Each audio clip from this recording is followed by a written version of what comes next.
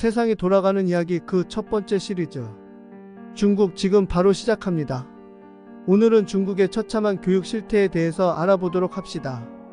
중국은 한국과 비교해도 못지않을 정도로 학부모들의 교육열이 높은 나라로 알려져 있죠. 이는 중국의 심각한 빈부격차와 저소득층의 신분 상승 방법이 오직 교육뿐이기 때문입니다. 중국은 2022년 기준 약 18조에 달하는 GDP로 G2로서의 위상을 떨치고 있습니다. 1인당 GDP는 12,720달러 수준이지만 14억이라는 압도적인 인구수로 세계 경제에 큰 영향을 끼치는 나라가 되었죠.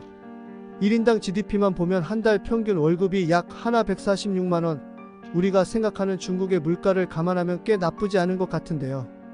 하지만 이는 중국의 어마어마한 빈부격차 때문에 일어나는 착시현상이죠.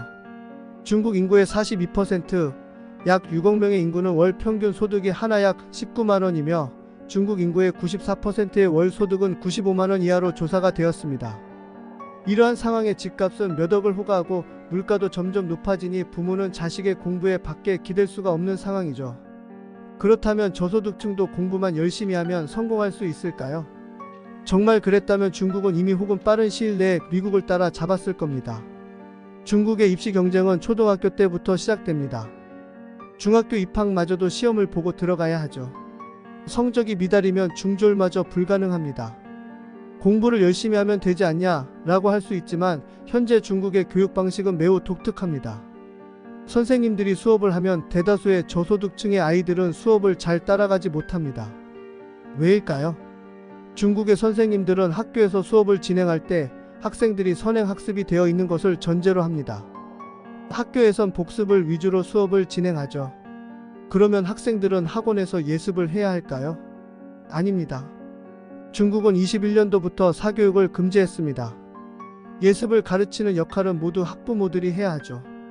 학교에서 내주는 숙제 자체가 예습을 목적으로 하며 개념 이해의 범주를 넘어 많은 문제들을 풀어가야 합니다.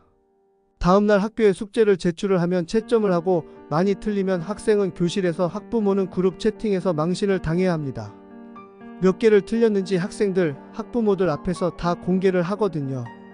또한 예습이 제대로 되어 있지 않은 학생의 부모는 학교로 불려가거나 개인적으로 연락을 하여 학습 상태가 매우 불량하니 더 신경 쓰라고 눈치를 줍니다. 그렇다고 학교에서 틀린 부분에 대해 피드백을 주지도 않습니다. 그저 정해진 수업 진도 빼기 그 이상은 하지 않습니다. 숙제의 양은 살인적이다 보니 초등학생부터 밤 10시까지 숙제만 하다가 자는 경우도 허다합니다. 이렇다 보니 학부모는 퇴근을 하고 돌아오면 아이의 공부를 가르쳐야 하는데 저소득층의 학부모는 대다수가 학력이 매우 낮습니다. 본인도 배우지 못한 것들을 아이에게 가르쳐야 하는데 잘 가르칠 수 있을 리가 없죠. 부모가 직접 공부를 하고 가르쳐야 하는 상황인데 저소득층의 부모들은 대다수 두 부부가 주말 없이 공장에서 일을 하고 야근은 기본입니다. 그렇다 보니 가르칠 방법이 거의 없다시피 하죠. 아이가 정말 공부에 뜻이 있고 똑똑하지 않은 이상 혼자서 좋은 성적을 내기란 거의 불가능에 가깝습니다.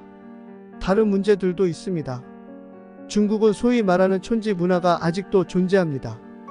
분기별 심한 경우는 매달 학부모들에게 촌지를 요구합니다. 돈이 될 수도 있고 선물이 될 수도 있습니다. 촌지를 주지 않는 경우는 자신의 아이에게 괴롭힘 또는 상대적으로 관심을 안 주다 보니 주지 않을 수도 없습니다. 또한 저소득층과 중산층이 주는 촌지를 비교를 해보면 당연히 중산층이 더 좋은 것 또는 많은 돈을 줄 수밖에 없습니다.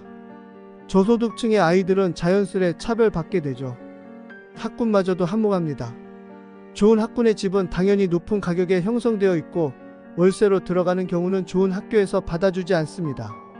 심지어 유치원 때부터도 학군을 따지며 중산층 이상의 학부모들은 비싸고 좋은 유치원을 보내는 반면 저소득층은 공립 유치원에 보내야 하죠. 아이들의 케어도 잘 안되고 폭력을 가하는 경우도 비일비재합니다. 급식 또한 저렴한 공립 학교에 보내게 되면 아이들이 식중독에 걸려 고생하는 경우도 자주 발생하게 됩니다. 급식에 배정된 예산은 최대한 아껴서 교장 주머니에 들어가거든요. 이러한 교육의 문제점은 교사의 낮은 월급 때문이라고 합니다. 교장쯤 되어서야 하나 약 250만원의 월급을 받을 수 있죠.